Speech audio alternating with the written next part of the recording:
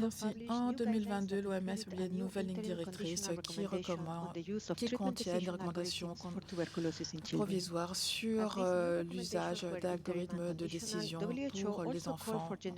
Elle demande également qu'il y ait des preuves qui soient trouvées grâce à des études de recherche. Il faut valider également sur externe cet algorithme afin d'examiner ces recommandations à l'avenir. Tactique, l'initiative de MSF visant à améliorer le diagnostic de la tuberculose et leur prise en charge chez les enfants. Principaux objectifs de cette étude, évaluer la précision diagnostique et la cascade diagnostique dans la décision de traitement pour la tuberculose et également évaluer la faisabilité et acceptabilité de ces nouveaux algorithmes. Il y a également des objectifs secondaires et aujourd'hui, nous allons parler des taux d'identification de cas de tuberculose avant et suite à l'introduction de ces algorithmes. Ici, vous avez les deux algorithmes de décision pour les enfants âgés de moins de 10 ans présentant des symptômes qui font penser à la tuberculose pulmonaire. Alors A, c'est si on a accès à des radios du thorax et B, c'est si on n'a pas accès aux radios du thorax. Alors, première partie de l'algorithme. Vous voyez que c'est la même chose pour les deux algorithmes A et B. Donc tout d'abord, on identifie les enfants qui ont un risque élevé d'évolution de la maladie, donc enfants âgés de moins de 2 ans qui sont positifs au VIH et qui souffrent de malnutrition aiguë sévère. Et dans ce cas, il faut tester immédiatement pour la présence de tuberculose. Si l'enfant ne remplit pas ces conditions, dans ce cas, on peut le traiter pour les maladies les plus probables non tuberculeuses et ensuite un suivi à 1 ou 2 semaines. Il y a donc les textes, GeneXpert et autres examens de laboratoire si disponibles et également les antécédents de contact avec une personne atteinte de tuberculose. Ensuite, la deuxième partie de l'algorithme, c'est un score qui repose sur différents symptômes de la tuberculose et les résultats de la radio du thorax pour l'algorithme A et l'algorithme B, simplement signes et symptômes parce qu'il n'y a pas de radio du thorax. Si le score est supérieur à 10, on recommande de traiter pour la tuberculose et sinon, on revoit le patient après 1 ou 2 semaines. L'étude TB-Algoped est une étude multipays avec 3 composantes. Donc, étude diagnostique prospective, analyse des données de routine et ensuite étude par méthode mixte. Alors, pour les enfants âgés de moins de 10 ans avec des signes symptômes de tuberculose, ça c'est pour les 2 premiers points. Et le 3e point concerne surtout donc les travailleurs dans la santé, les politiques, etc. Et nous avons réalisé cette étude dans 5 pays qui sont affichés à l'écran. Alors, vous avez ici les procédures utilisées pour cette étude. Elle respecte la grippe que je viens de présenter. D'abord, les antécédents médicaux, examens cliniques, ensuite GeneXpert et examen de laboratoire si ces outils sont disponibles, ensuite radio du thorax si c'est disponible, et enfin, on a le score basé sur les signes cliniques ou les éléments clinico-radiologiques. Si indiqué, il y a une visite de suivi à 7 à 14 jours et dans le cadre de cette étude, pour l'ensemble des enfants, nous avons mis en place une visite de suivi à 2 mois de façon systématique. Cette diapo montre les caractéristiques de la population. Nous avons inclus 1613 enfants et vous voyez que dans la première colonne, l'âge médian était de 1,7. 72% des enfants étaient malnourris de façon sévère et 10% étaient atteints de VIH. Maintenant, si on regarde les autres colonnes, on voit que dans chaque pays, on s'est concentré sur une population spécifique. Par exemple, en Guinée, c'était les enfants vivant avec le VIH en ambulatoire, Nigeria, Soudan du Sud, Sud-Soudan, les enfants hospitalisés surtout et souffrant de malnutrition sévère, et en Ouganda, population mixte avec à la fois des enfants hospitalisés et des enfants en soins ambulatoires, 22% malnourris de façon sévère et presque 6% vivant avec le VIH. Parmi l'ensemble des enfants inclus dans l'étude, il y a des enfants qui présentaient des symptômes et des signes de tuberculose, donc 73% ont été diagnostiqués pour la tuberculose et ont entamé un traitement contre la tuberculose. Vous voyez ici sur le graphique à la droite que la plupart de ces enfants ont démarré un traitement contre la tuberculose lors de la première visite dans un délai d'1 semaine.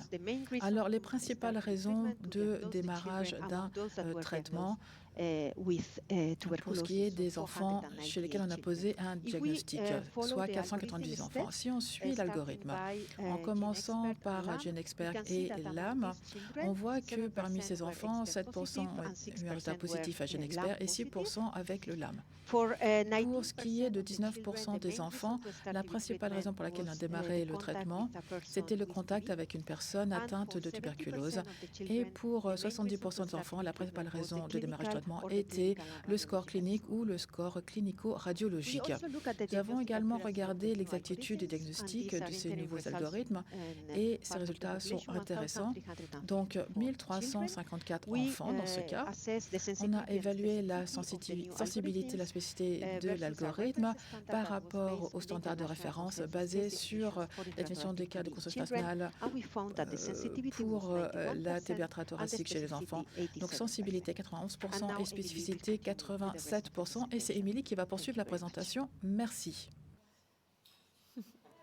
I can just continue as the slides are loading. Alors, donc, on attend que les diapos se chargent. Je vais parler. Donc, deuxième pilier, c'était l'analyse des données recueillies de façon routinière. Alors, on s'est penché sur les différents registres TB, sur chacun des sites, et nous avons extrait le nombre d'admissions, le nombre de consultations qui ont été réalisées sur chaque site, ainsi que le nombre d'enfants pour lesquels on a démarré un traitement contre la tuberculose. Alors, donc, on s'est penché sur le nombre d'enfants pour lesquels on a démarré un traitement et on a regardé ce qui se passait un an avant et un an après la mise en place de l'algorithme sur chacun des sites. Ensuite, on a regardé ces données et on a mis en place une analyse sérielle dans le temps et on a ajusté en utilisant différents facteurs. Donc, si le traitement avait été introduit, si on était à la saison pic en termes de malnutrition, et on a également ajusté les données en fonction des sites et des pays. Et vous avez les résultats ici. On voit ici que chaque point sur les graphiques représente la proportion d'enfants qui ont été admis pour lesquels on a démarré un traitement contre la tuberculose. Et donc là, à gauche, vous avez avant la mise en place de l'algorithme, et à droite, c'est après la mise en place de l'algorithme. Et vous voyez que la proportion d'enfants vus en consultation eh bien, a commencé à augmenter après la mise en place de l'algorithme. Donc ça, c'est la mise en place du traitement. Et c'est ce qu'on attendait un petit peu de cet algorithme. Et ça, c'est ce qu'on voit au moyen de ces graphiques générés grâce au modèle utilisé. Donc les résultats du modèle renforcent également cette tendance. On voit qu'en moyenne, sur l'ensemble des sites d'études, la proportion d'enfants admis ou en consultation pour lesquels on démarre un traitement eh bien, a été plus que multipliée par 2 après la mise en place de l'algorithme. Un effet de taille de 2,23, ça c'est significatif. Ensuite, il y a les études de faisabilité et d'acceptabilité utilisant une méthode mixte. Donc des discussions en focus group avec travailleurs dans santé et des entretiens semi-structurés avec des soignants, des travailleurs de santé. Et on a réalisé une analyse thématique et aussi une analyse du discours critique. Et aujourd'hui, on va se concentrer surtout sur le résultat des discussions avec les soignants. Alors, on a parlé de leur expérience avec la science des algorithmes et on a trouvé différents résultats positifs. Alors, ils ont indiqué que l'utilisation de l'algorithme leur permettait d'accélérer les processus et d'augmenter le diagnostic de tuberculose. Ils ont également dit que ça la rendait plus autonome, surtout dans les centres de santé où il y avait peu de ressources. Les soignants ont également signalé que cela permettait d'améliorer leurs compétences professionnelles et cela était souvent associé à la formation qui venait en plus de la mise en place de l'algorithme. Ils ont trouvé que les algorithmes étaient efficaces, qu'ils étaient faciles à utiliser par l'ensemble du personnel, qu'ils étaient utiles et acceptables également. On peut illustrer cela avec cette petite citation d'une travailleuse en Ouganda, d'une soignante. Elle dit « J'ai le sentiment qu'il y a des avantages dans la façon dont cet algorithme va aider le clinicien à poser un diagnostic. pour poser un diagnostic rationnel. Donc, comme avec toute intervention qu'on met en place dans différents endroits, il y avait des défis, c'est normal. Alors, certains soignants ont indiqué que lorsqu'ils utilisaient l'algorithme, cela augmentait leur charge de travail et ils avaient le sentiment que la consultation durait plus longtemps. Ils ont également indiqué que c'était important d'avoir un haut niveau de communication avec les aidants lorsqu'on utilisait l'algorithme. Et ça, c'est logique, parce que comme on vous l'a dit tout à l'heure, lorsqu'on met en place l'algorithme, il est important de savoir si l'enfant a ou non des antécédents de contact avec quelqu'un au foyer, au domicile, qui est atteint de tuberculose. Il faut également savoir depuis combien de jours l'enfant présente un certain nombre de symptômes afin de pouvoir calculer le score de symptômes. Et pour avoir cette information, il est important que le soignant établisse une relation de confiance avec les aidants. Donc, voici des exemples de discussions au Niger pour illustrer ce point.